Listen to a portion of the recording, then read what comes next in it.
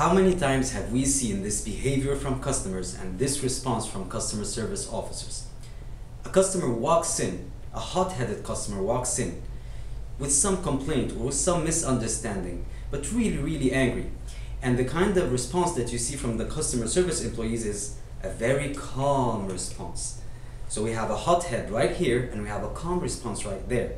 Now, what do you think the type of communication between them actually leads to? Does it work at the end and the person just calms down, or does he keep on getting angrier and angrier and angrier? How many times have we seen this? That the customer actually gets into a worse state when you try to tell him to calm down, sir. I will do this and I will do that. Now today I will share with you two very effective tips. If applied, that you can diffuse the hot-headed customer in a very easy way. Now what we're looking at today are two things: the language that we use and the body language that we use with the customers. The majority of customer service officers will use words like, I understand what you're going through, which may work in certain situations, but not a highly emotional situation. Because when you're in a highly emotional state, you don't want someone to tell you, I understand, because the first sound that comes to your head is, no you don't. So what other words can we use? We can use other words according to the context, because you may agree with the person fully in what they're saying, and therefore you say, I agree with this, this, and this. You may not agree or agree partially and use words like I respect or use words like I appreciate. But when to use them, in what context do you use them, is what makes a big difference, and how they're used, of course. Another thing that happens, or the other mistake that a lot of customer service officers do, is trying to calm down the customer. Because the type of message that's going to the subconscious mind of the customer is, I am in one state and they are in another state.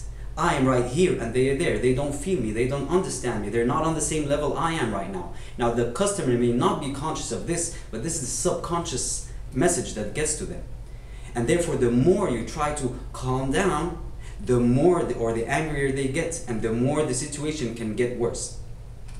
So in this case, what you want to do is use the type of messages that would be delivered to the subconscious mind to start calming the customer down.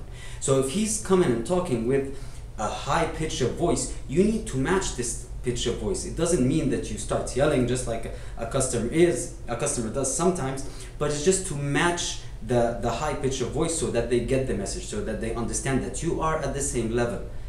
You can also match the body language. There are a lot of tips and tricks that we can use as far as voice, body language, the posture, the way you talk, the way you present yourself to the customer, to give them the type of subconscious feeling of security, and that there's someone that really knows what they're going through and is ready right now to attend to their complaint or to their misunderstanding.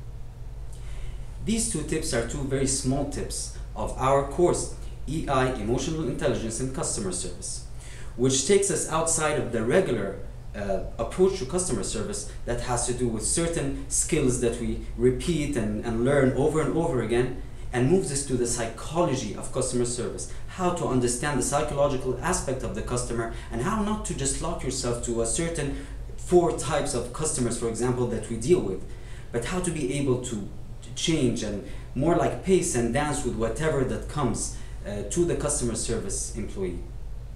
For more information, check our website